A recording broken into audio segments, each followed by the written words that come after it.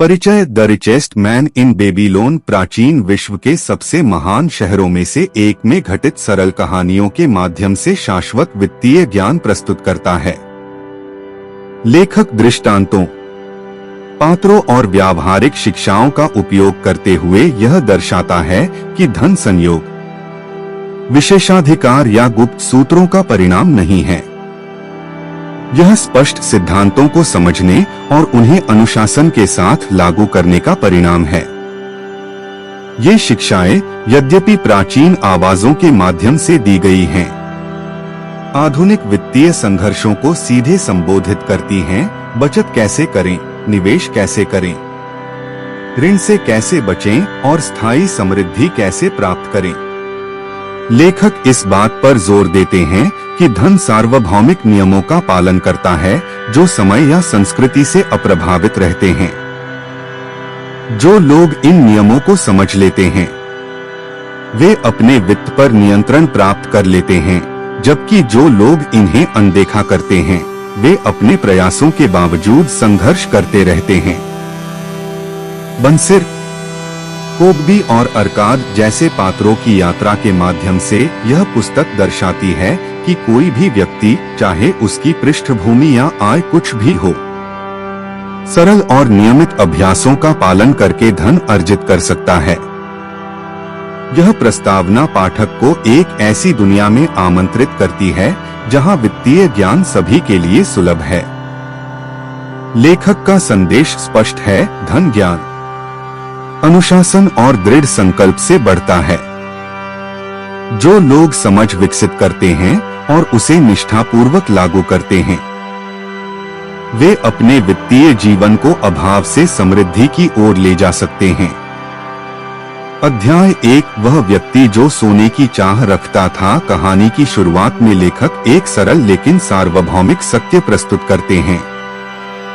आर्थिक संघर्ष कोई नई बात नहीं है। समृद्ध शहर बेबीलोन में भी लोगों को उन्हीं सवालों का सामना करना पड़ता था जो आज भी पूछे जाते हैं। कुछ लोग धनवान क्यों हो जाते हैं जबकि अन्य अथक परिश्रम करके भी गरीब रह जाते हैं। लेखक इस आम मानवीय स्थिति को दर्शाने के लिए बंसिर नामक एक साधारण रथ निर्माता के जीवन का उदाहरण देते हैं। बंसिर एक अधूरी रथ के किनारे थका हारा और सोच में डूबा बैठा है। वर्षों की कड़ी मेहनत के बावजूद उसके पास न तो बचत है, न आराम और न ही कोई तरक्की।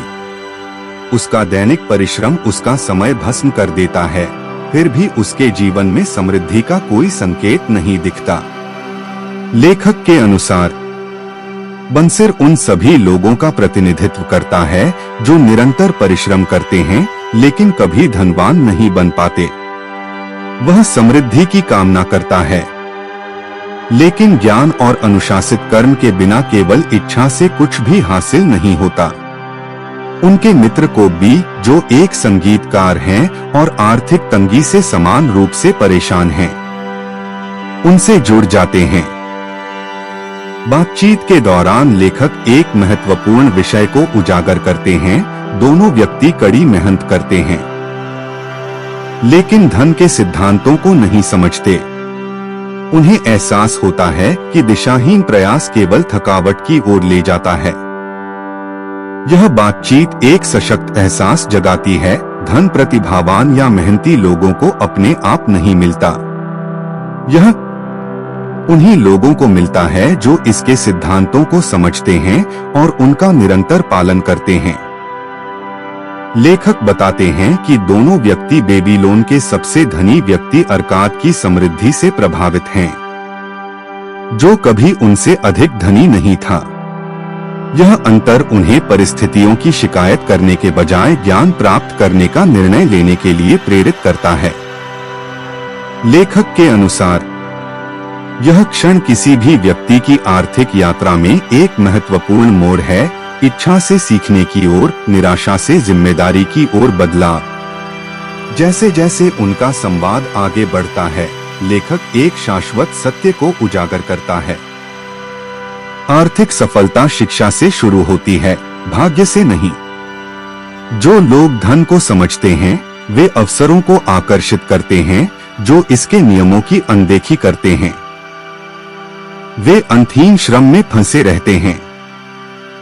बंसिर और कोब्बी को एहसास होता है कि अगर अर्काद गरीबी से अपार धनवान बन सकता है तो शायद यही सिद्धांत उनका भी मार्गदर्शन कर सकते हैं। यह अध्याय आगे आने वाले पाठों की नींव रखता है। लेखक इन पात्रों के माध्यम से यह दर्शाता है कि धन जेब से नहीं बल्कि मन से उत्पन्न होता है। व्यक्ति को पहले अपनी अज्ञानता को स्वीकार करना चाहिए, फिर विनम्रता और दृढ़ संकल्प के साथ ज्ञान प्राप्त करना चाहिए। सोने की लालसा तभी सार्थक होती है जब उसे नियंत्रित करने वाले नियमों को सीखने की इच्छा भी साथ हो। अध्याय के अंत में लेखक पाठक को एक सशक्त विचार देता है, समृद्धि प्राप्त करने का अधिकार सभी को है, लेकिन ज्ञान की खोज करने वाले ही इसे हासिल कर पाएंगे। धन कोई रहस्य नहीं है, यह उन सिद्धांतों का परिणाम है जिनका पालन कोई भी व्यक्ति, चाहे उसकी पृष्ठभूमि कैसी भी हो, कर सकता है। अध्याय 2 बेबीलोन का सबसे धनी व्यक्ति। इस अध्याय में अर्काद का परिचय दिया गया है, जिसकी एक साधारण लेखक से बेबीलोन के सबसे धनी व्यक्ति बनने की यात्रा इस पुस्तक के वित्तीय उपदेशों का आधार बनती है। लेखक अर्काद के जीवन का उपयोग यह दर्शाने के लिए करते हैं कि धन संयोग की बात नहीं है, बल्कि यह धन के व्यवहार को समझने और उस समझ के अनुरूप कार्य करने का परिणाम है। अर्काद एक साधारण पृष्ठभूमि और उन्नति की तीव्र इच्छा रखने वाले युवक के रूप में अपने जीवन की शुरुआत करता है। वह लगन से काम करता है, लेकिन उसे यह एहसास होता है कि केवल परिश्रम से ही समृद्धि नहीं मिलती। उसके आसपास के कई लोग अथक परिश्रम करते हैं, फिर भी उनमें से कुछ ही धनवान बन पाते हैं। लेखक के अनुसार यही एहसास अर्काद के परिवर्तन की शुरुआत का कारण बनता है। वह निश्चय करता है कि अधिक मेहनत करने के बजाय उसे धन के नियमों को समझना होगा। उसे यह समझना होगा कि धन कैसे बढ़ता है, कैसे नष्ट होता है और कैसे उसे नियंत्रित किया जा सकता है। उसे मौका तब मिलता है जब उसकी मुलाकात अल्गामिश से होती है, जो एक धनी साहूकार है और एक मुंशी की मदद चाहता है। अर्काद पूरी निष्ठा से मुंशी का काम करता है और साहस के साथ अल्गामिश से वह सवाल पूछता है जो उसके मन में हमेशा से चल रहा था। कोट, मैं अमीर कैसे बन सकता हूँ? कोट। यही क्षण अर्काद के जीवन का निर्णायक मोड़ बन जाता है। लेखक इस बात पर जोर देते हैं कि आर्थिक विकास अक्सर विनम्रता और सफल लोगों से सीखने की इच्छा से शुरू होता है। अल्गामिश अर्काद को सोना नहीं देता, बल्कि उससे कहीं अधिक मूल्यवान वस्तु ज्ञान देता है। वह अर्काद को धन का पहला महान सिद्धांत सिखाता है, अपनी कमाई का एक हिस्सा अपने पास रखना चाहिए। अल्गामिश समझाता है कि अधिकतर लोग इस सत्य को गलत समझते हैं। वे अपनी सारी कमाई खर्च कर देते हैं, यह मानते हुए कि उनकी आय पूरी तरह से उनकी जरूरतों और इच्छाओं पर खर्च करने के लिए है। वास्तव में कमाई से पहले स्वयं का भला करना चाहिए। अर्काद को निर्देश दिया जाता है कि वह अपनी कमाई का कम से कम 10वां हिस्सा बचाए। लेखक इस बात पर जोर देता है कि यह सिद्धांत भले ही सरल हो, वह आधार है जिस पर समस्त धन का निर्माण होता है। अर्काद पूरी लगन से निर्देशों का पालन करता है। शुरुआत में बचत कम और मामूली लगती है, लेकिन समय के साथ उसमें एक बड़ा बदलाव आता है। जैसे जैसे उसकी बचत बढ़ती है, वैसे वैसे उसका आत्मविश्वास भी बढ़ता है। वह पैसे को ऐसी चीज नहीं मानता जो हाथ से निकल जाए, बल्कि ऐसी चीज मानता है जिस पर उसका नियंत्रण हो।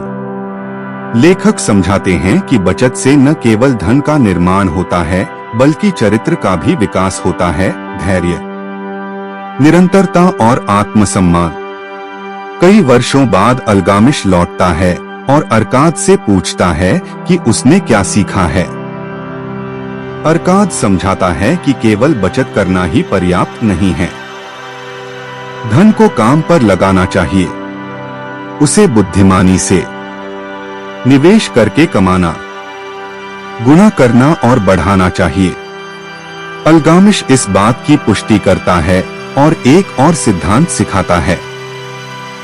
धन तभी बढ़ता है जब उसे ऐसे स्थान पर रखा जाए जहां वह और अधिक धन उत्पन्न कर सके। बचत को दिन रात काम करने वाले सेवक बनने दें। लेखक इस बात पर जोर देता है कि धन चक्रवृद्धि ब्याज से बढ़ता है, यानी कमाई का निरंतर पुनर्निवेश।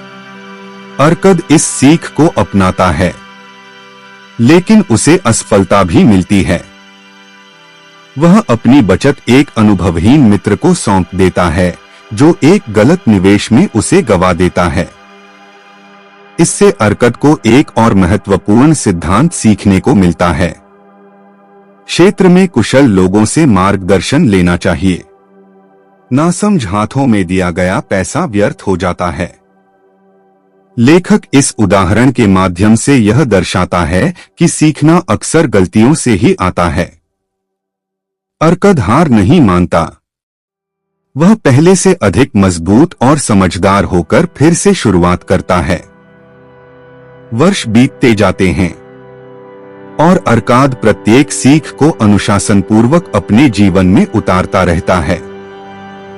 उसकी बचत बढ़ती जाती है, उसके निवेश कई गुना बढ़ जाते हैं, उसका ज्ञान गहराता जाता है।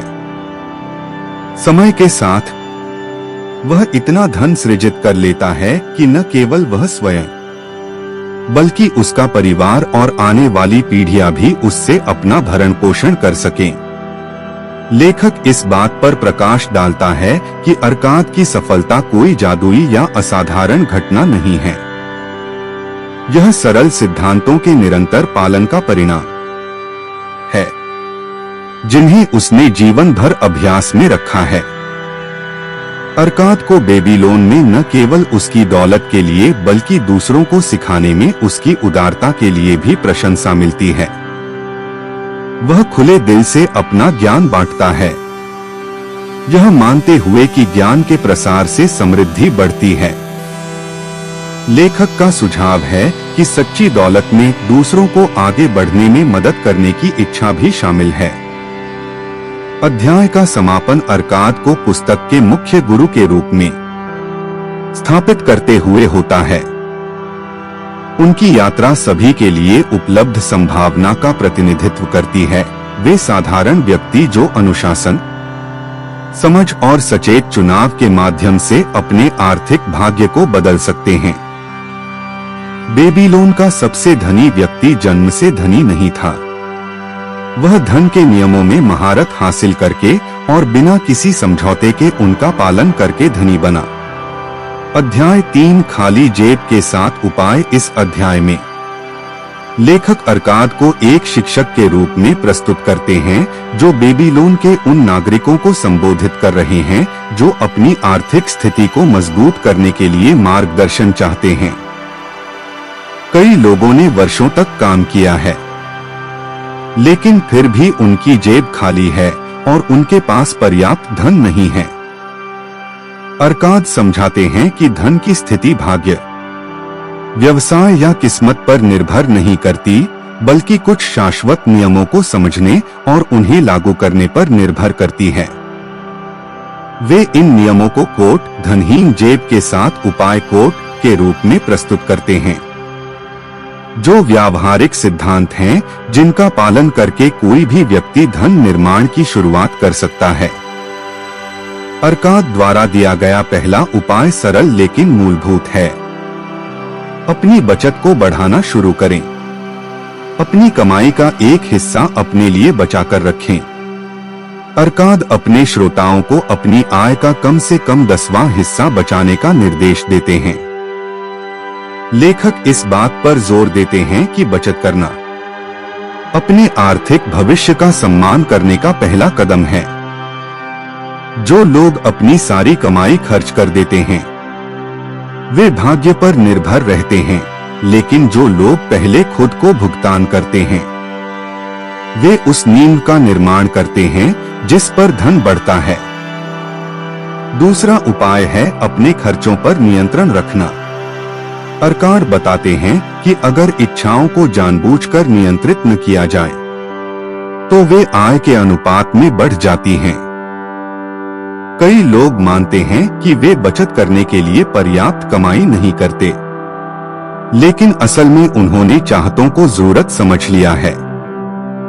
लेखक स्पष्ट करते हैं कि बजट बनाना पाबंदी लगाना नहीं, बल्कि संसाधनों को सार्थक प्राथमिकताओं की ओर निर्देशित करना है। खर्च पर नियंत्रण रखने से आय के स्तर की परवाह किए बिना हर किसी के लिए बचत करना संभव हो जाता है। तीसरा उपाय है अपने सोने को कई गुना बढ़ाना। अर्काड सिखाते हैं कि केवल बचत से धन का सृजन नहीं होता, धन को बुद्धिमानी से निवेश करके काम पर लगाना चाहिए। कमाई से और अधिक कमाई होनी चाहिए। लेखक समझाते हैं कि धन तभी बढ़ता है जब पूंजी को ऐसे स्थान पर रखा जाए जहां वह सुरक्षित और निरंतर रूप से बढ़ सके। यह सिद्धांत चक्रवृद्धि की शक्ति को दर्शाता है, एक ऐसी शक्ति जो निरंतर प्रयोग करने पर छोटी शुरुआत को बड़ी दौलत में बदल देती है। चौथा उपाय है अपने खजानों को हानि से बचाना। अर्काद लापरवाही से निवेश करने और अनुभवहीन सलाहकारों पर भरोसा करने के खिलाफ चेतावनी देते हैं। सोने की रक्षा करना आवश्यक है। लेखक इस बात पर जोर देते हैं कि व्यक्तियों को केवल उन्हीं उद्यमों में निवेश करना चाहिए जिन्हें वे समझते हैं और उस क्षेत्र में अनुभवी लोगों से मार्गदर्शन लेना चाहिए। सावधानी, बुद्धिमत्ता और सोच समझकर निर्णय लेने से ही धन की रक्षा होती है। पांचवा उपाय है अपने घर को एक लाभदायक निवेश बनाना। अर्काद लोगों को किराए पर रहने के बजाय अपना घर खरीदने के लिए प्रोत्साहित करते हैं। स्वामित्व स्थिरता लाता है, दीर्घकालिक खर्चों को कम करता है और परिवारों को संपत्ति बनाने में मदद करता है। लेखक बताते हैं कि घर आराम का स्थान होने के साथ साथ आर्थिक मजबूती का आधार भी होना चाहिए। छठा उपाय है भविष्य की आय सुनिश्चित करना।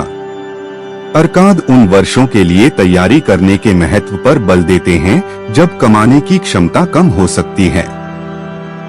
निवेश न केवल वर्तमान जरूरतों को पूरा करने चाहिए बल्कि भविष्य को भी सुरक्षित करना चाहिए।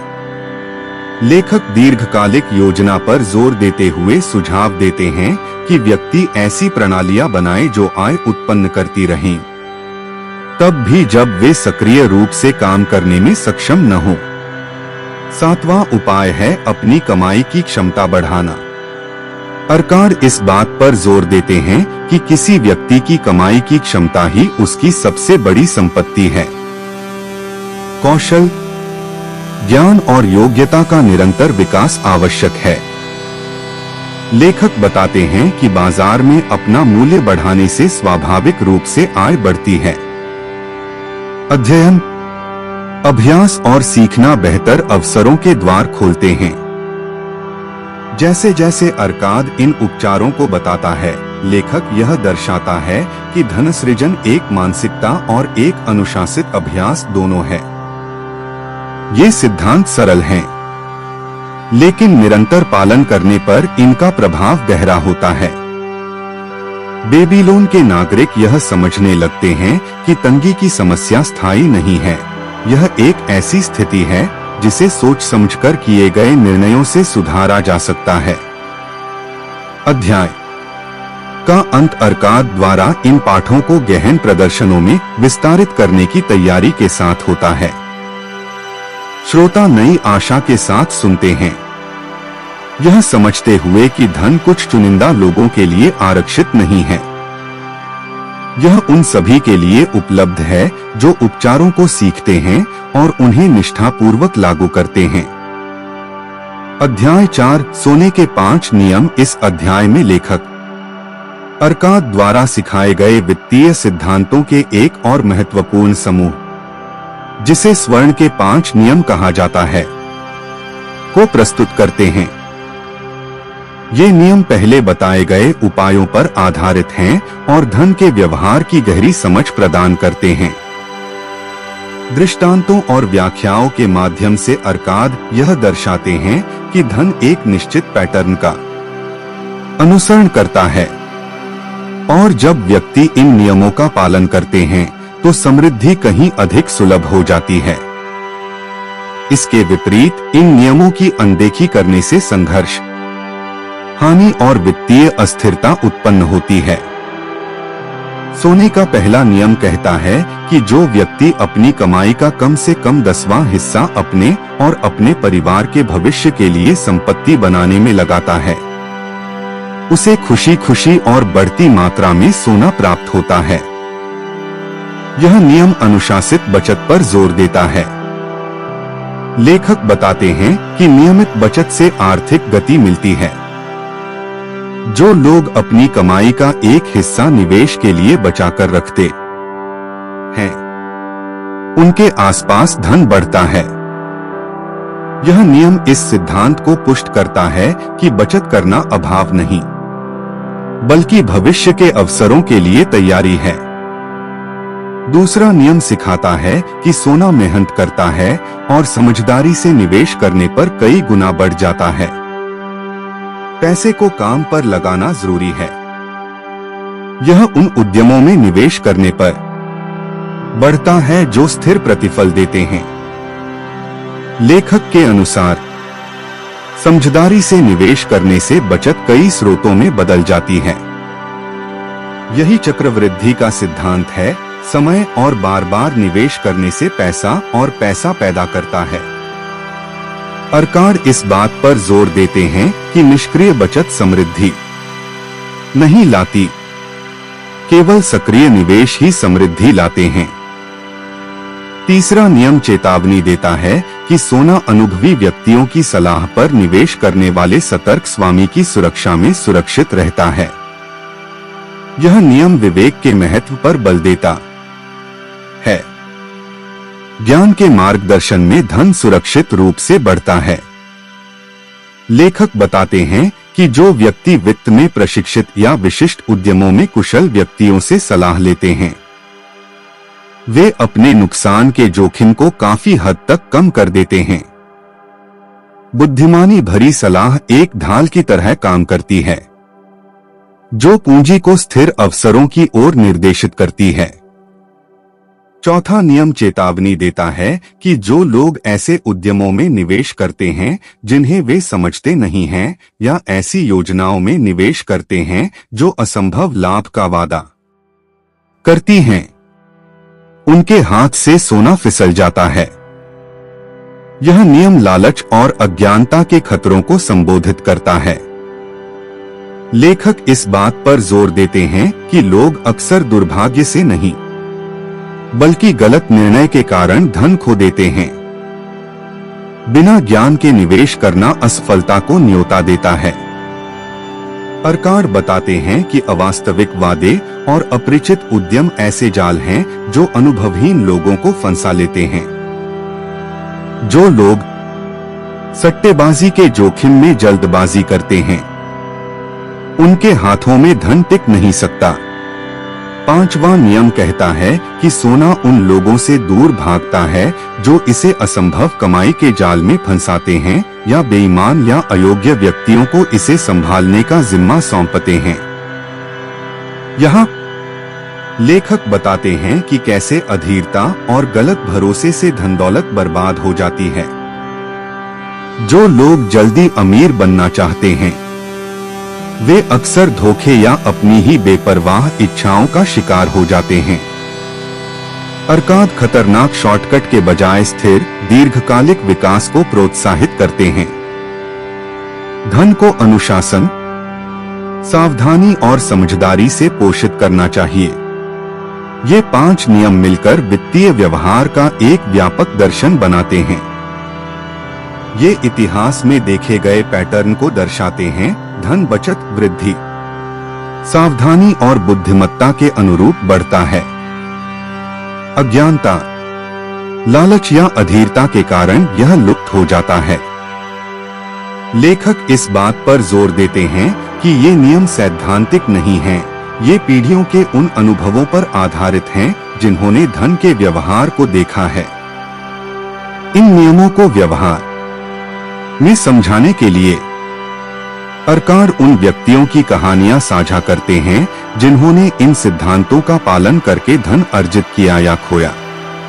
एक युवक जिसने अनुभवहीन मित्रों पर भरोसा किया, उसकी सारी बचत गायब हो गई।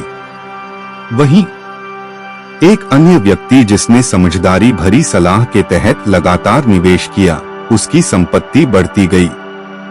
ये कहानियां इस बात को पुष्ट करती हैं कि वित्तीय परिणाम परिस्थितियों से नहीं बल्कि विकल्पों से निर्धारित होते हैं। अध्याय का समापन इस बात पर बल देते हुए होता है कि स्वर्ण के 5 नियम सार्वभौमिक और शाश्वत हैं। ये नियम प्राचीन बेबीलोन, आधुनिक अर्थव्यवस्थाओं और इनके बीच की हर वित्तीय प्रणाली पर लागू होते हैं। जो लोग इन नियमों का पालन करते हैं, वे सुरक्षा और समृद्धि का निर्माण करते हैं। जो लोग इनकी अनदेखी करते हैं, वे उन गलतियों को दोहराते हैं जिनके कारण अनगिनत धन संपत्ति नष्ट हो गई है। अध्याय 5 बेबीलोन का स्वर्ण ऋणदाता। इस अध्याय में लेखक उधार देने, उधार लेने और धन के लेन देन से जुड़ी जिम्मेदारियों की ओर पाठक का ध्यान आकर्षित करते हैं।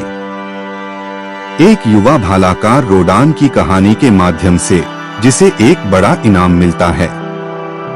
लेखक विश्वास, ऋण और वित्तीय संबंधों के विवेकपूर्ण प्रबंधन के पीछे के गहरे सिद्धांतों की पड़ताल करते हैं। यह अध्याय इस बात की याद दिलाता है कि धन के साथ जिम्मेदारियां भी आती हैं और लापरवाही से की गई उदारता उतनी ही हानिकारक हो सकती है जितनी कि अंधाधुंध खर्च। रोडान एक साधारण मजदूर के रूप में जीवन की शुरुआत करता है, जिसकी कारीगरी और समर्पण उसे राजा से एक बड़ा उपहार दिलाता है। अचानक उसके पास पहले से कहीं अधिक सोना आ जाता है, जिससे वह रोमांचित और असमंजस में पड़ जाता है। उसकी बहन और उसका पति तुरंत उससे एक बड़ा ऋण मांगते हैं, उसकी भावनाओं का सहारा लेते हुए। रोडान हिचकिचाता है, स्वार्थ के कारण नहीं, बल्कि अनिश्चितता के कारण। वह नहीं जानता कि इस सोने को उधार देना बुद्धिमानी है या यह कभी वापस मिलेगा भी या नहीं। इसी आंतरिक संघर्ष के कारण वह बेबीलोन के स्वर्ण ऋणदाता मैथोन से सलाह लेने जाता है। मैथोन रोडन का आदर पूर्वक स्वागत करते हैं और उन्हें उधार देने की वास्तविकता और धन की जिम्मेदारियों के बारे में समझाने का अवसर पाते हैं। लेखक बताते हैं कि मैथोन का ज्ञान सिद्धांतों पर आधारित है, भावनाओं पर नहीं। मैथोन इस बात पर जोर देते हैं कि पैसा उधार देना एक गंभीर मामला है, क्योंकि एक बार सोना किसी के हाथ से निकल जाए तो उधार लेने वाले की चुकाने की क्षमता और इरादे से उसकी रक्षा करना आवश्यक है। विवेक के बिना उदारता न केवल आर्थिक हानि का कारण बन सकती है, बल्कि रिश्तों को भी तोड़ सकती है। मैथोन अपने अनुभवों से जुड़ी कहानियां साझा करते हैं। कुछ उधारकर्ता ईमानदार और कर्तव्यनिष्ठ थे, जिन्होंने कृतज्ञतापूर्वक अपना ऋण चुकाया। वहीं कुछ अन्य लापरवाह या बेईमान थे, जिनके कारण नुकसान और कठिनाई हुई। इन अनुभवों से मैथोन ने सीखा कि जब पैसे का मामला हो तो भावना से ज्यादा चरित्र महत्वपूर्ण होता है। लेखक के अनुसार सच्ची दयालुता के लिए बुद्धिमत्ता आवश्यक है। उधारकर्ता को ऐसा ऋण देना जिसे वह चुका न सके करुणा नहीं है, यह दोनों पक्षों को खतरे में डालना है। मैथन एक महत्वपूर्ण सिद्धांत प्रस्तुत करते हैं। ऋण उधार लेने वाले की चुकाने की क्षमता पर आधारित होना चाहिए, न कि उधार देने वाले के स्नेह या सहानुभूति पर। लेखक इसे एक शाश्वत वित्तीय सत्य के रूप में उजागर करते हैं। लोग अक्सर अपराध बोध या दायित्व के कारण मित्रों या रिश्तेदारों को पैसे उधार देते हैं, लेकिन जब भुगतान असंभव हो जाता है तो संबंध टूट जाते हैं। मैथन रोडन से आग्रह करते हैं कि वे स्थिति का मूल्यांकन भावनाओं के बजाय तथ्यों के आधार पर करें।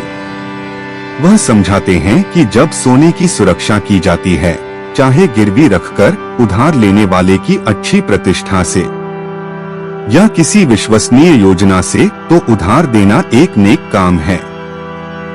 इससे धन का प्रवाह होता है, व्यवसाय बढ़ते हैं और परिवार मजबूत होते हैं। लेकिन जब सोना उन लोगों को उधार दिया जाता है जिनमें योग्यता या अनुशासन की कमी होती है, तो यह संघर्ष और नुकसान को न्योता देता है। मैथन रोडन को सिखाते हैं कि सोना सबसे सुरक्षित तब होता है जब उसे ऐसी जगह रखा जाए जहां उससे लाभ हो सके, न कि ऐसी जगह जहां उसका उपभोग बिना किसी जवाबदेही के हो सके। मैथन मदद करने और नुकसान पहुंचाने के बीच के अंतर पर भी जोर देते हैं। वे चेतावनी देते हैं कि बुरी आदतों वाले या वित्तीय समझ की कमी वाले व्यक्ति को पैसा देना उनकी समस्याओं का समाधान नहीं करता, बल्कि अक्सर उन्हें और गहरा कर देता है। वे समझाते हैं कि सच्ची मदद में मार्गदर्शन, निर्देश या भावनात्मक सहारा शामिल हो सकता है, लेकिन जरूरी नहीं कि पैसा ही हो। लेखक इस अंतर्दृष्टि का उपयोग यह दिखाने के लिए करते हैं कि समझदारी भरे वित्तीय निर्णय लेने के लिए साहस की आवश्यकता होती है। जब कोई अनुरोध नासमझी भरा हो तो कोट ना कोट कहने का साहस और भावनाओं के प्रबल होने पर भी जिम्मेदारी से कार्य करने का साहस। उनकी बातचीत समाप्त होते ही रोडान को स्पष्टता प्राप्त होती है। उसे एहसास होता है कि अपने बहनोई को सोना उधार देना, जिसके पास चुकाने के कोई ठोस साधन नहीं है और जिसकी आदतें अस्थिर हैं, एक गलती होगी। वह यह भी समझता है कि अपनी संपत्ति की रक्षा करना उसे स्वार्थी नहीं बनाता, बल्कि उसे जिम्मेदार बनाता है। मैथन इस बात पर जोर देता है कि रोडान का कर्तव्य यह सुनिश्चित करना है कि उसे मिला सोना उसके भविष्य और उस पर निर्भर लोगों के हित में काम आता रहे। अध्याय का समापन इस बात पर प्रकाश डालते हुए होता है कि बुद्धिमानी से उधार देना धन सृजन का एक अनिवार्य हिस्सा है। सोना उधार देना मात्र एक वित्तीय कार्य नहीं है, यह विवेक, चरित्र और दूरदर्शिता का कार्य है। लेखक यह दर्शाता है कि जो लोग धन का बुद्धिमानी से प्रबंधन करते हैं, वे भावनाओं को सिद्धांतों पर हावी नहीं होने देते। वे समझते हैं कि धन का दुरुपयोग करने से देने वाले और लेने वाले दोनों को हानि होती है, लेकिन जब अनुशासन द्वारा निर्देशित किया जाता है तो यह विश्वास को मजबूत करता है। अवसर और समृद्धि। अध्याय 6 बेबीलोन की दीवारें। इस अध्याय में लेखक बेबीलोन की विशाल दीवारों का उपयोग वित्तीय सुरक्षा और व्यक्तिगत संरक्षा के प्रतीक के रूप में करते हैं, जबकि पिछले अध्याय धन अर्जित करने और उसे बढ़ाने के तरीकों के बारे में बताते हैं। यह अध्याय धन के संरक्षण के बारे में बताता है। सैनिकों, शहर के द्वारों और विशाल दीवारों के चित्रण के माध्यम से लेखक एक ऐसे सिद्धांत को संप्रेषित करते हैं जो बेबीलोन की तरह ही शाश्वत है। कोई व्यक्ति कितना भी कमा ले, सुरक्षा के बिना समृद्धि कायम नहीं रह सकती। यह कहानी घेराबंदी के समय की है, जब बेबीलोन एक शक्तिशाली शत्रु सेना से घिरा हुआ है। नागरिक भयभीत होकर इकट्ठा होते हैं। उन्हें यह नहीं पता कि उनका शहर बच पाएगा या नहीं। फिर भी रक्षक और अधिकारी उन्हें आश्वस्त करते हैं कि शहर के चारों ओर बनी विशाल दीवारें किसी भी हमले का सामना करने के लिए पर्याप्त मजबूत हैं। ये दीवारें खतरे के आने से बहुत पहले दूरदर्शिता, तैयारी और रणनीतिक योजना के माध्यम से एक-एक पत्थर जोड़कर बनाई गई थीं।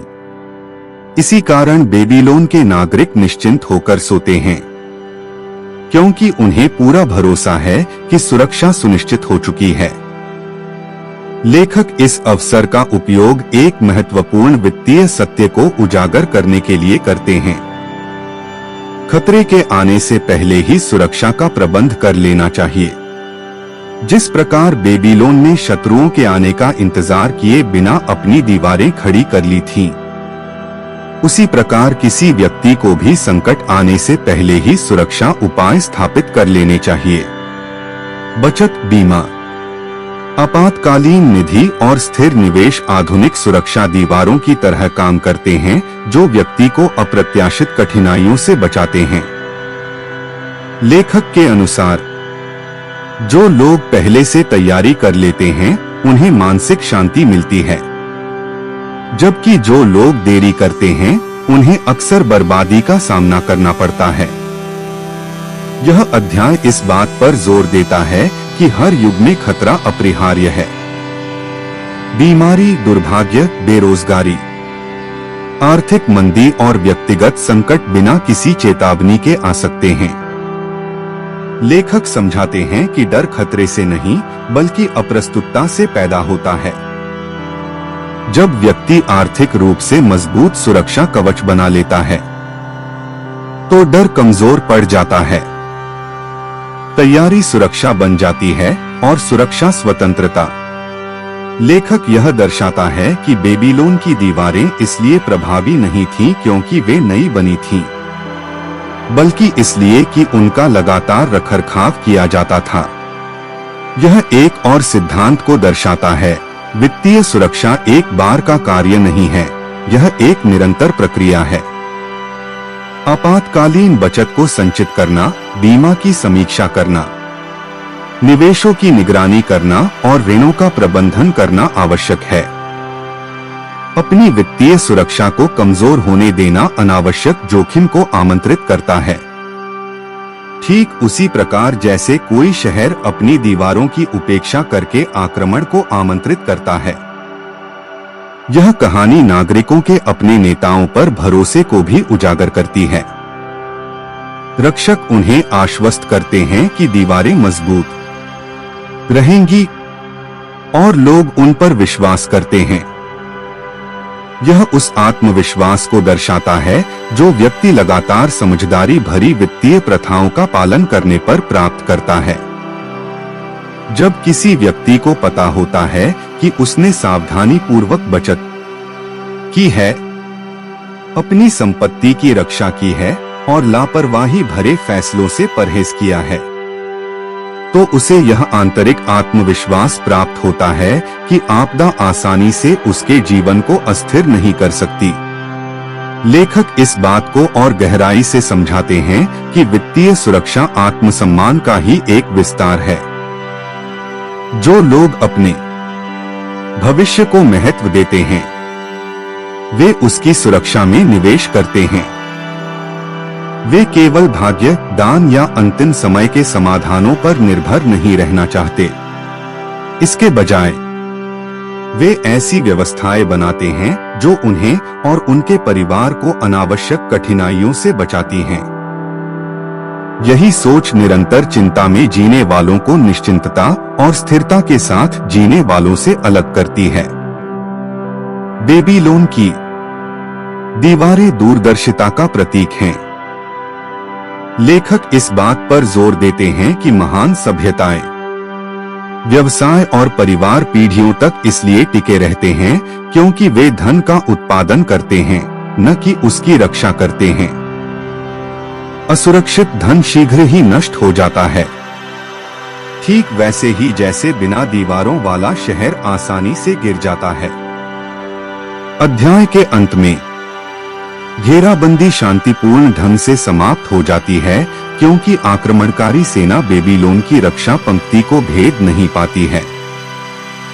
शहर मजबूत बना रहता है, उसके लोग सुरक्षित रहते हैं और उसकी संपत्ति संरक्षित रहती है। यह परिणाम मुख्य संदेश को पुष्ट करता है।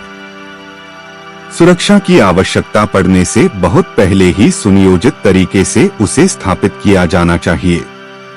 इस प्रकार यह अध्याय सिखाता है कि वित्तीय सुरक्षा केवल एक रणनीति नहीं है, बल्कि एक जिम्मेदारी है। जो व्यक्ति मजबूत वित्तीय सुरक्षा कवच बनाता है, वह अनिश्चितताओं का डटकर सामना करता है। जो व्यक्ति इसकी उपेक्षा करता है, वह हर अप्रत्याशित संकट के प्रति असुरक्षित बना रहता है। जिस प्रकार बेबीलोन अपनी विशाल दीवारों के कारण टिका रहा, उसी प्रकार जो व्यक्ति अपने संसाधनों की रक्षा करते हैं, वे जीवन की चुनौतियों का सामना कर पाते हैं। अध्याय 7 बेबीलोन का ऊंट व्यापारी। इस अध्याय में लेखक पुस्तक के सबसे महत्वपूर्ण विषयों में से एक को प्रस्तुत करते हैं, अपने आर्थिक भविष्य की जिम्मेदारी स्वयं लेने का सिद्धांत। तारकद नामक एक युवक और दबासीर नामक एक बुद्धिमान ऊंट व्यापारी की कहानी के माध्यम से लेखक यह दर्शाते हैं कि अनुशासन, जवाबदेही और ईमानदारी से किया गया प्रयास किस प्रकार ऋण, गरीबी और पश्चाताप से बोझे जीवन को बदल सकता है। यह अध्याय केवल धन के बारे में नहीं है, यह चरित्र, दृढ़ता और एक नई दिशा चुनने की शक्ति के बारे में है।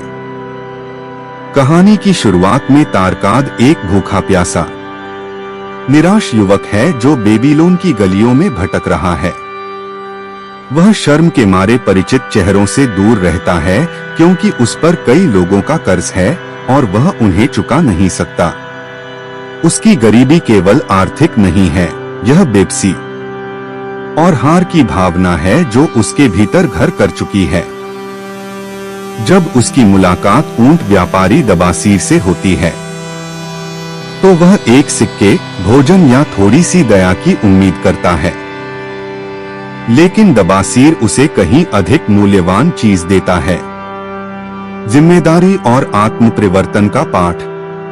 दबासीर तारकद को बताता है कि उसने भी एक समय ऐसा ही जीवन जिया था, लापरवाही, कर्ज और टालमटोल से भरा हुआ। जवानी में उसने आसानी से पैसा कमाया, लेकिन उसे उससे भी आसानी से खर्च कर दिया। उसने बिना सोचे समझे उधार लिया, समझदार सलाह को अनसुना किया और यह मानता रहा कि उसका सौभाग्य हमेशा बना रहेगा। लेखक के अनुसार दबासीर का प्रारंभिक जीवन उन अनगिनत लोगों के जीवन का उदाहरण है जो दुर्भाग्य से नहीं, बल्कि अनुशासन और जागरूकता की कमी के कारण आर्थिक संकट में पड़ जाते हैं। जैसे जैसे दबासीर का कर्ज बढ़ता गया, उसकी प्रतिष्ठा गिरती गई। अंततः वह अपनी समस्याओं से छुटकारा पाने की उम्मीद में बेबीलोन से भाग गया, लेकिन भागने से भी उसे मुक्ति नहीं मिली। उसे रेगिस्तानी लुटेरों ने पकड़ लिया, गुलामी में बेच दिया और एक धनी महिला की सेवा में लगा दिया। उस महिला ने उस पर दया करने के बजाय उसे चुनौती दी। उसने उससे कहा कि जब तक वह अपने भीतर स्वतंत्रता की भावना को जागृत नहीं कर लेता, तब तक वह कभी स्वतंत्र नहीं हो पाएगा। लेखक इस महत्वपूर्ण मोड़ पर जोर देते हुए कहते हैं कि यही वह क्षण था जब दबासीर ने यह महसूस किया कि सच्ची स्वतंत्रता आंतरिक परिवर्तन से शुरू होती है, बाहरी सहायता से नहीं। दबासीर उसके शब्दों पर गहराई से विचार करता है और महसूस करता है कि उसकी असफलता परिस्थितियों के कारण नहीं, बल्कि उसके अपने फैसलों के कारण हुई थी। रेगिस्तान के लुटेरों से बहुत पहले ही कर्ज ने उसे गुलाम बना लिया था। वह तय करता है कि वह एक स्वतंत्र व्यक्ति के रूप में जीना चाहता है, न कि अपनी पिछली गलतियों का गुलाम बनकर। यह आंतरिक जागृति ही बेबीलोन की उसकी वापसी यात्रा का आधार बनती है। साहस और दृढ़ संकल्प के साथ वह भाग निकलता है, रेगिस्तान पार करता है और घर लौटकर उन कर्जों का सामना करता है जिनसे वह कभी भागा था। बेबीलोन लौटने पर दबासिर सहानुभूति की भीख नहीं मांगता। वह अपने सभी लेनदारों से मिलता है, अपनी गलतियों को स्वीकार करता है और एक सुनियोजित योजना के अनुसार भुगतान करने का वादा करता है।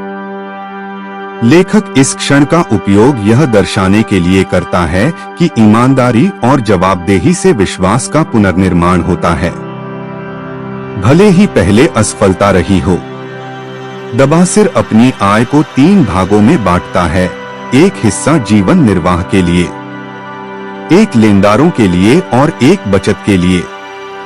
इस अनुशासित तरीके से धीरे धीरे उसकी गरिमा और प्रतिष्ठा बहाल होती है। समय के साथ वह हर कर्ज चुका देता है और निरंतरता और ईमानदारी के बल पर अपना जीवन फिर से संवारता है।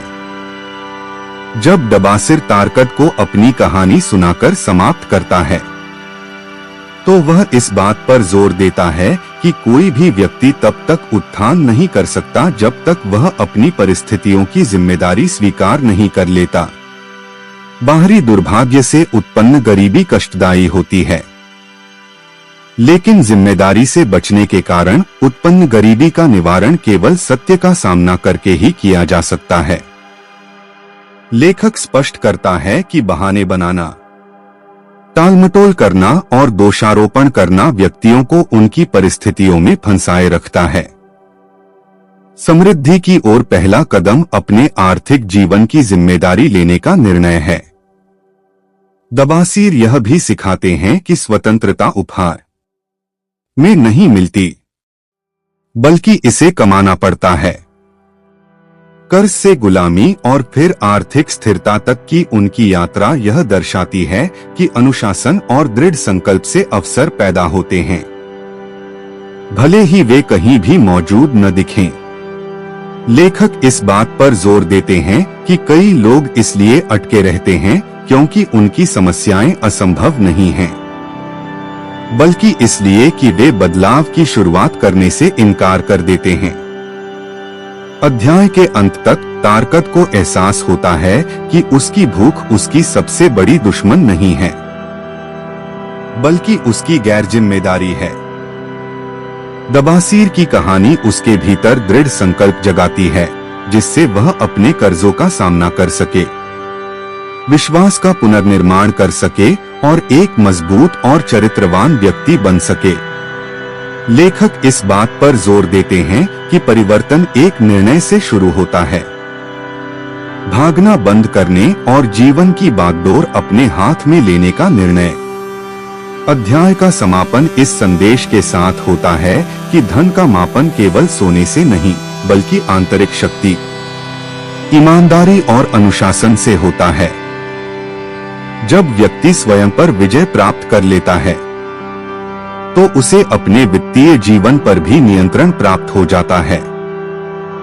दबासिर की यात्रा इस सत्य का जीवंत उदाहरण है कि संघर्ष कितना भी गहरा क्यों न हो, साहस, जिम्मेदारी और उद्देश्यपूर्ण कार्यों से व्यक्ति सफलता की बुलंदियों तक पहुंच सकता है। अध्याय 8 बेबीलोन से प्राप्त मिट्टी की पट्टियां। इस अध्याय में लेखक कथा को बेबीलोन से आधुनिक दुनिया की ओर मोड़ते हैं, जहां पुरातत्वविदों ने प्राचीन मिट्टी की पट्टियां खोजी हैं जिन पर वित्तीय अभिलेख खुदे हुए हैं। दबासिर द्वारा लिखी गई ये पट्टियां स्पष्ट और व्यावहारिक उदाहरण प्रस्तुत करती हैं कि बेबीलोन के शाश्वत सिद्धांतों को वास्तविक जीवन में कैसे लागू किया गया था।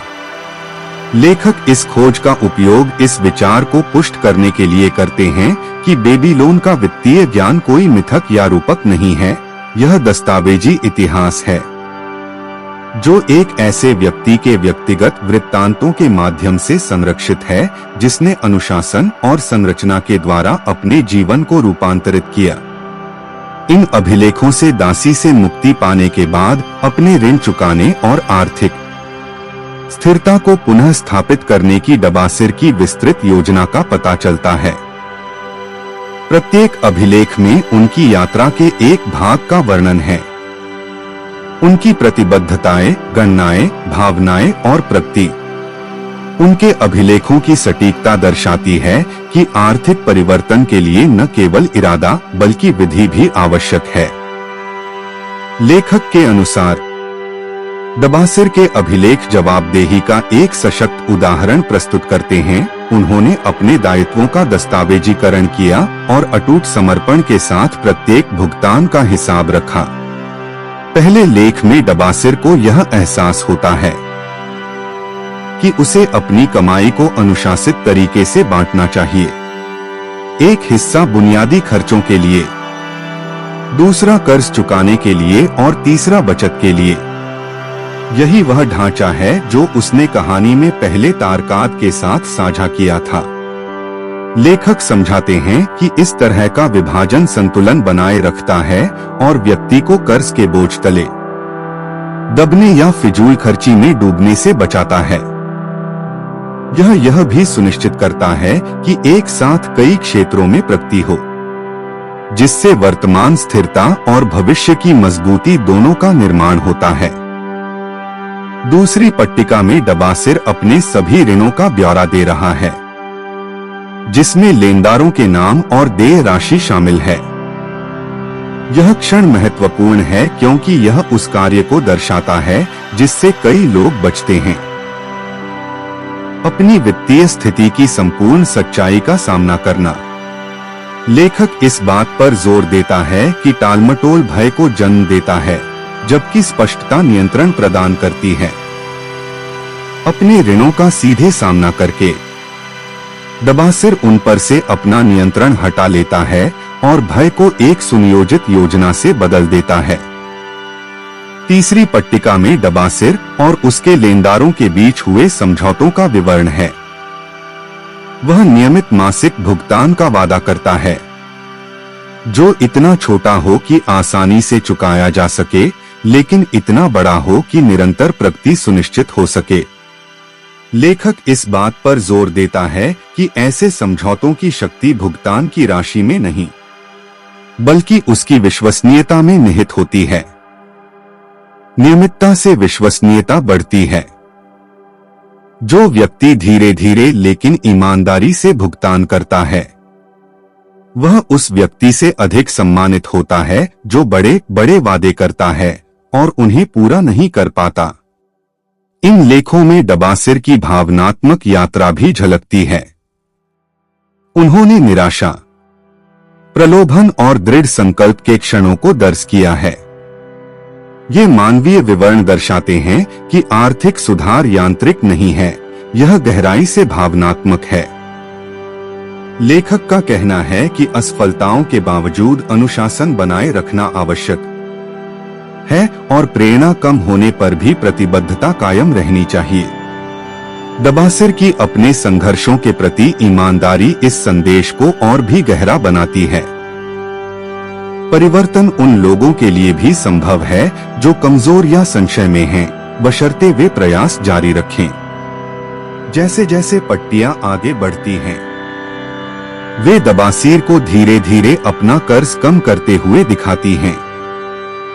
प्रत्येक पट्टी में छोटी छोटी लेकिन महत्वपूर्ण जीतों की जानकारी होती है जो दृढ़ता की शक्ति को दर्शाती हैं। समय के साथ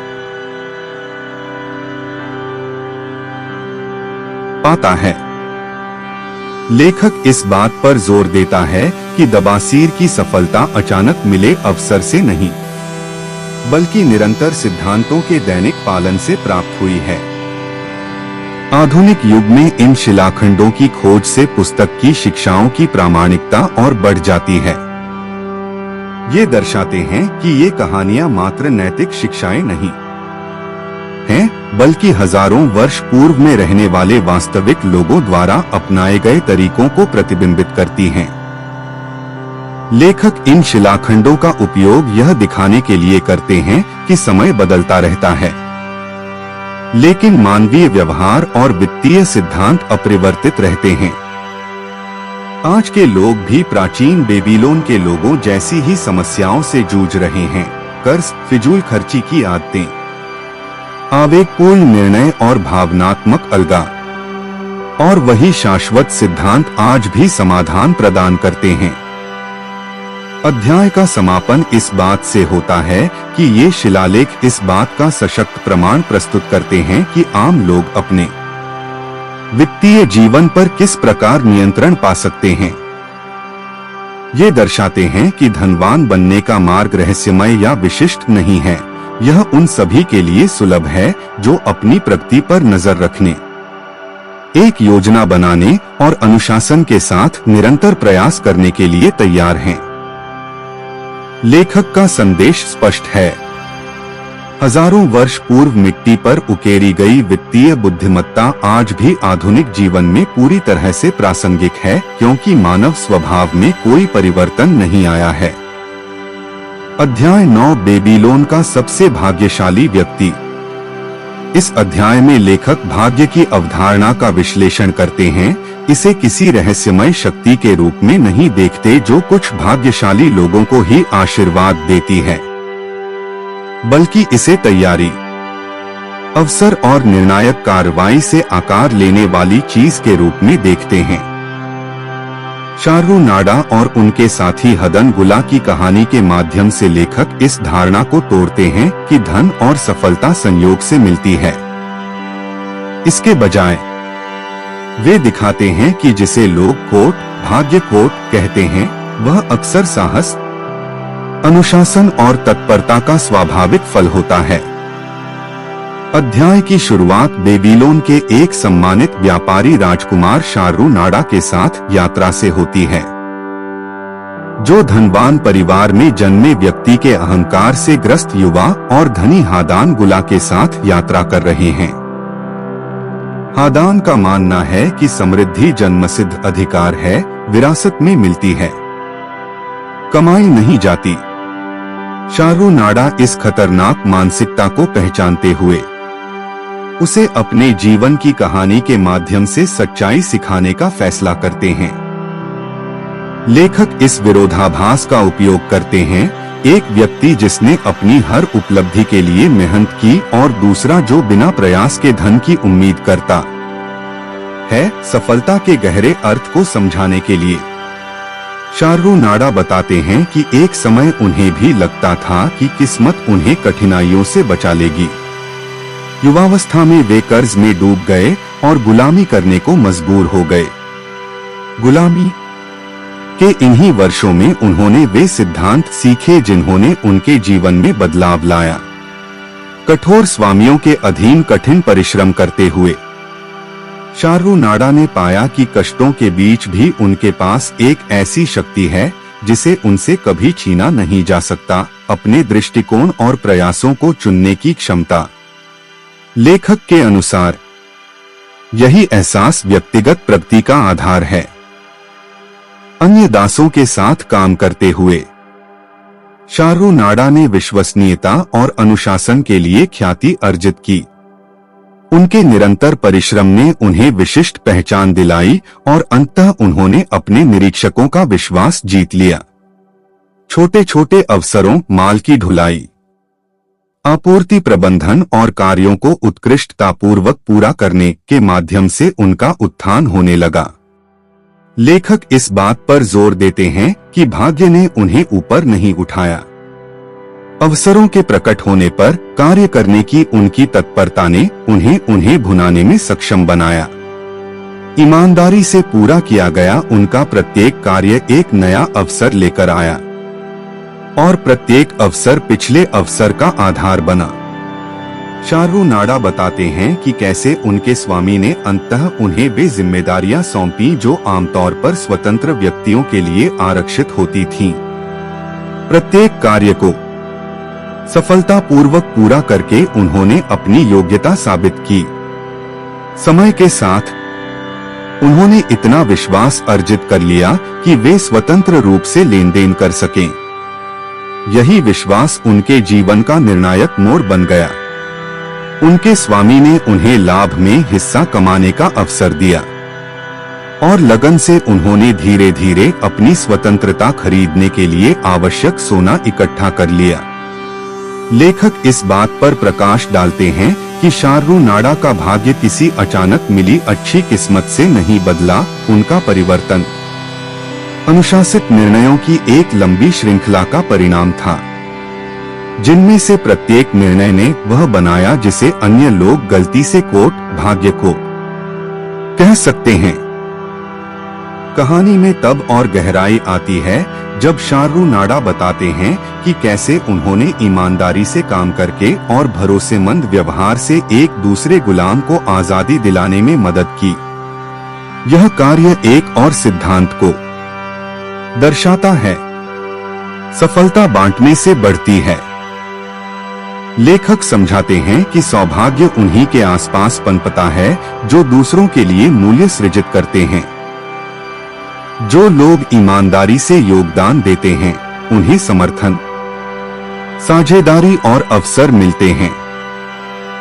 यही कारण है कि लेखक का तर्क है कि भाग्य उन्हीं का साथ देता है जो साहस और अनुशासन से काम करते हैं, न कि उन लोगों का जो संयोग पर निर्भर रहते हैं। शार्रू नाडा की कहानी समाप्त होते ही हदन गुला को वह सच्चाई समझ आने लगती है जो उसका साथी उसे दिखाना चाहता है। ज्ञान के बिना विरासत में मिली दौलत अस्थिर होती है। सिद्धांतों के बिना सबसे अमीर व्यक्ति भी सब कुछ खो सकता है, लेकिन जो मेहनत, अनुशासन और ईमानदारी को समझता है, उसमें बार बार दौलत दोबारा बनाने की शक्ति होती है। लेखक इस रहस्योद्घाटन का उपयोग यह समझाने के लिए करता है कि भाग्य संयोग से नहीं मिलता, बल्कि उसे संवारा जाता है। यह अध्याय पुस्तक के सबसे महत्वपूर्ण विचारों में से एक को प्रस्तुत करता है। सौभाग्य उसी का साथ देता है जो अवसर का लाभ उठाने के लिए तैयार रहता है। जब अवसर अप्रस्तुत लोगों के पास आता है, तो वह अनदेखा रह जाता है, जबकि तैयार लोगों के पास आने पर यह उनके जीवन का एक महत्वपूर्ण मोड़ बन जाता है। लेखक का कहना है कि कई लोग दूसरों को भाग्यशाली मानते हैं, सिर्फ इसलिए कि उन्होंने अवसर आने पर उसका लाभ उठाया, जबकि बाकी लोग हिचकिचाते रहे या उसे अनदेखा करते रहे। शार्रू नाडा सिखाता है कि अवसर अक्सर काम के रूप में प्रकट होता है, कठिन परिश्रम, विनम्रतापूर्ण परिश्रम या अप्रत्याशित जिम्मेदारी के रूप में। जो लोग कठिनाइयों से बचते हैं, वे भाग्य के मार्ग से भी दूर भागते हैं। जो लोग चुनौतियों को स्वीकार करते हैं, वे अपने चरित्र को मजबूत करते हैं, अपनी क्षमताओं का विस्तार करते हैं और उन्नति के नए अवसर प्राप्त करते हैं। इस अर्थ में भाग्य प्रयास का अनुसरण करता है, न कि इसके विपरीत। अध्याय के अंत तक हदन गुला को यह एहसास होने लगता है कि केवल विरासत से ही उसका भविष्य सुरक्षित नहीं हो सकता। उसे उन सिद्धांतों को सीखना होगा जिन्होंने शार्रू नाडा जैसे लोगों के जीवन को आकार दिया, जिम्मेदारी, दृढ़ता और काम करने की इच्छा पर आधारित सिद्धांत। लेखक इस जागृति के क्षण का उपयोग पाठक को यह याद दिलाने के लिए करता है कि समृद्ध जीवन अर्जित किया जाता है, प्राप्त नहीं होता। भाग्य अक्सर उन्हीं पर मेहरबान होता है जो इसे प्राप्त करने के लिए स्वयं को तैयार करते हैं। अध्याय का समापन इस संदेश के साथ होता है कि तथाकथित सबसे भाग्यशाली लोग अक्सर वे होते हैं जो भाग्य का इंतजार नहीं करते। वे तत्परता, ईमानदारी और निर्णायक कार्रवाई के माध्यम से अपने अवसर स्वयं बनाते हैं। बेबीलोन के महानतम व्यक्ति संयोग से नहीं उठे थे, वे परिश्रम, बुद्धिमत्ता और अवसर आने पर कार्य करने के साहस के संयोजन से उठे थे। अध्याय 10 अपनी कमाई की क्षमता बढ़ाने के 4 तरीके। इस अध्याय में लेखक धन की बचत और सुरक्षा से हटकर एक समान रूप से महत्वपूर्ण विषय पर ध्यान केंद्रित करते हैं, अपनी आय बढ़ाने की क्षमता। जबकि पिछले पाठों में धन का निर्माण, विकास और सुरक्षा करना सिखाया गया है, यह अध्याय बताता है कि कोई व्यक्ति समय के साथ अपनी आय क्षमता को कैसे बढ़ा सकता है। लेखक इस बात पर जोर देते हैं कि धन केवल अनुशासित बचत और बुद्धिमानी से निवेश करने से ही नहीं, बल्कि निरंतर आत्म सुधार से भी बढ़ता है। जिस प्रकार सावधानी पूर्वक जुताई करने पर खेत में अधिक अनाज पैदा होता है, उसी प्रकार एक व्यक्ति अपने कौशल, ज्ञान और मूल्यों को मजबूत करके अधिक आय अर्जित करता है। अध्याय की शुरुआत इस विचार से होती है कि किसी व्यक्ति की कमाई करने की क्षमता ही उसकी सबसे मूल्यवान संपत्ति है। सोना खो सकता है, निवेश विफल हो सकते हैं और दुर्भाग्य आ सकता है, लेकिन कौशल और ज्ञान के माध्यम से मूल्य सृजित करने की क्षमता व्यक्ति के पास बनी रहती है। लेखक के अनुसार जो व्यक्ति लगातार अपनी क्षमताओं में सुधार करता है, उसके पास जीवन भर अवसरों का भंडार रहता है। यह सत्य प्राचीन बेबीलोन में भी लागू था और आज भी हर युग में लागू होता है। अर्कड सिखाते हैं कि लोग अक्सर अधिक आय की इच्छा रखते हैं, लेकिन एक अधिक महत्वपूर्ण प्रश्न नहीं पूछते, मैं अपना मूल्य कैसे बढ़ा सकता हूँ। लेखक समझाते हैं कि आय शायद ही कभी व्यक्तिगत विकास से अधिक होती है। जब व्यक्ति स्थिर रहते हैं तो उनकी कमाई की क्षमता भी सीमित रहती है, लेकिन जब वे अध्ययन करते हैं, अभ्यास करते हैं, प्रशिक्षण प्राप्त करते हैं और अपने कौशल को निखारते हैं, तो अवसर स्वाभाविक रूप से बढ़ते हैं। धन व्यक्ति की उपयोगिता के अनुपात में बढ़ता है। कमाई बढ़ाने का पहला तरीका निरंतर सीखना है। लेखक बताते हैं कि बेबीलोन के वे कारीगर जिन्होंने अपने औजारों, विधियों या ज्ञान को बेहतर बनाने में खुद को समर्पित किया, अंततः अपने क्षेत्र में अग्रणी बन गए और उन्हें अधिक वेतन मिलने लगा। जिन्होंने नई तकनीकें सीखी या अतिरिक्त कौशल हासिल किए, उनकी मांग भी बढ़ गई। सिद्धांत स्पष्ट है, जितना अधिक ज्ञान होगा उतना ही अधिक योगदान होगा, और जितना अधिक योगदान होगा उतना ही अधिक कमाई होगी। दूसरा तरीका अनुशासन और विश्वसनीयता विकसित करना है। अर्काद बताते हैं कि नियोक्ता और ग्राहक उन व्यक्तियों को महत्व देते हैं जो अपने वादे निभाते हैं, अपना काम पूरा करते हैं और निरंतर ईमानदारी का प्रदर्शन करते हैं।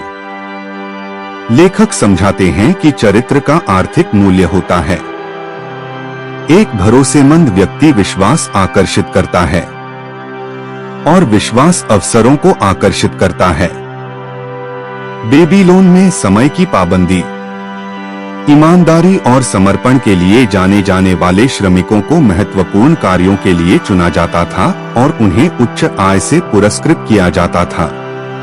विश्वसनीयता एक मौन लेकिन शक्तिशाली धन का रूप बन जाती है। आय बढ़ाने का तीसरा तरीका दृढ़ संकल्प और महत्वाकांक्षा है।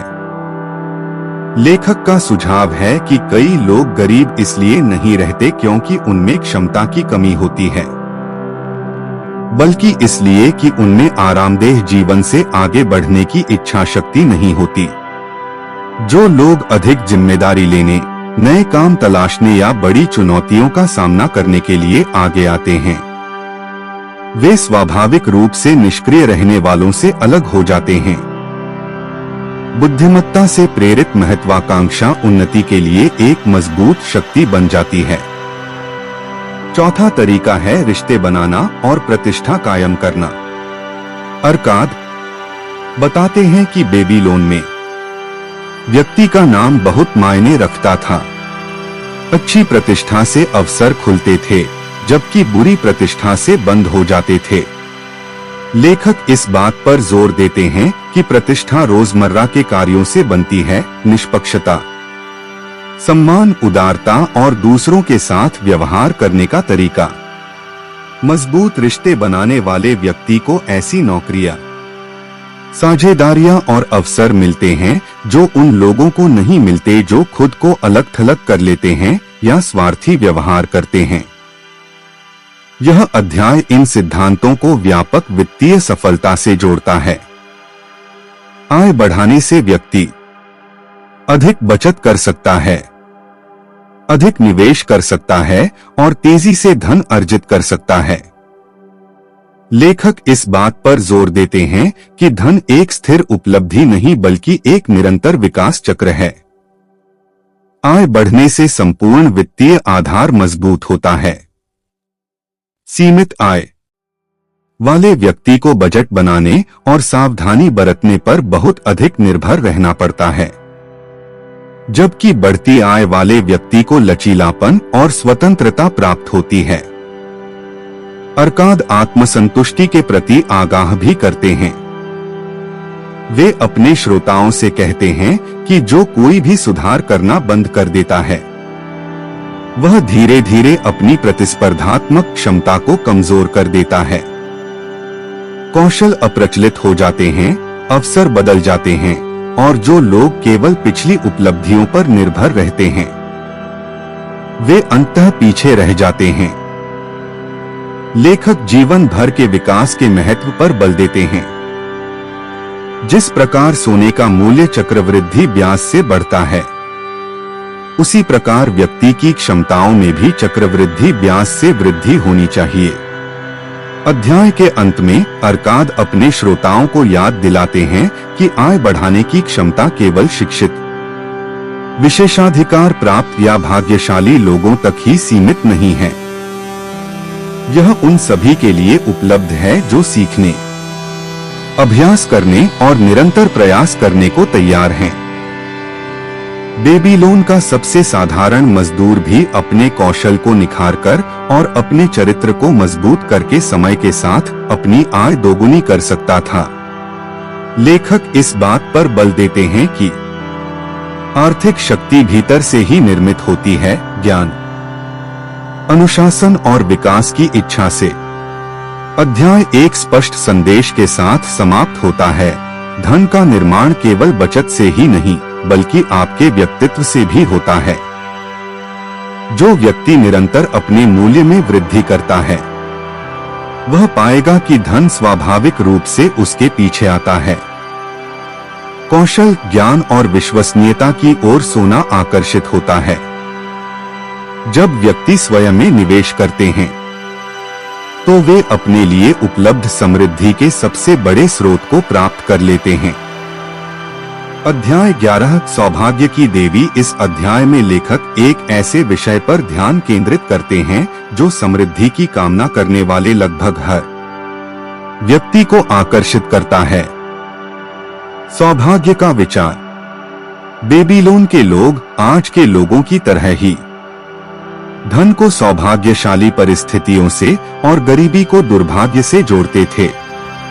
लेखक अर्काद की शिक्षाओं और बेबीलोन के नागरिकों के बीच हुई बातचीत का उपयोग करके इस धारणा को तोड़ते हैं और एक गहरे सत्य को उजागर करते हैं। भाग्य संयोगवश नहीं मिलता, यह अक्सर उन्हीं लोगों को मिलता है जो प्रयास करते हैं, तैयारी करते हैं और अवसर का लाभ उठाते हैं। अध्याय की शुरुआत पुरुषों के एक समूह के साथ होती है जो इस बात पर चर्चा कर रहे हैं कि कुछ लोग भाग्य के धनी क्यों होते हैं जबकि अन्य लोग अंतहीन संघर्ष करते हैं। वे इस बात पर बहस करते हैं कि क्या भाग्य देवताओं का एक रहस्यमय उपहार है या मानवीय प्रयासों से अर्जित की गई वस्तु है। उनकी उलझन एक सार्वभौमिक गलत धारणा को दर्शाती है कि समृद्ध लोग केवल भाग्यशाली होते हैं। लेखक इस बहस में अर्काद को स्पष्टता की आवाज के रूप में प्रस्तुत करते हैं। अर्काद समझाते हैं कि संयोग तो होता ही है, लेकिन सौभाग्य उन्हीं का साथ देता है जो अपने निर्णयों के माध्यम से इसे स्वीकार करते हैं। अर्काद बताते हैं कि अवसर बार बार आते हैं, लेकिन अधिकतर लोग उन्हें पहचान नहीं पाते या फिर अवसर बीत जाने तक हिचकिचाते रहते हैं। वे एक उदाहरण देते हैं। एक व्यक्ति जिसने कम कीमत पर जमीन खरीदने से इनकार कर दिया क्योंकि वह बेहतर सौदा चाहता था। बाद में जमीन की कीमत बहुत बढ़ गई, लेकिन मौका हाथ से निकल गया।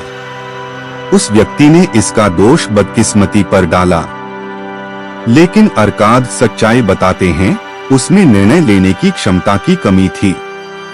लेखक के अनुसार अवसर उन्हीं का साथ देता है जो काम करते हैं, न कि उनका जो पूर्णता की अंतहीन प्रतीक्षा करते रहते हैं। अगला पाठ तैयारी की भूमिका से संबंधित है। अर्काड कहते हैं कि सौभाग्य उन्हीं व्यक्तियों का साथ देता है जो अवसरों का लाभ उठाने के लिए तैयार रहते हैं। जिसके पास बचत नहीं है, वह लाभप्रद अवसर मिलने पर निवेश नहीं कर सकता। ज्ञानहीन व्यक्ति मूल्यवान अवसरों को पहचान नहीं पाता, भले ही वे उसके सामने ही क्यों न हो।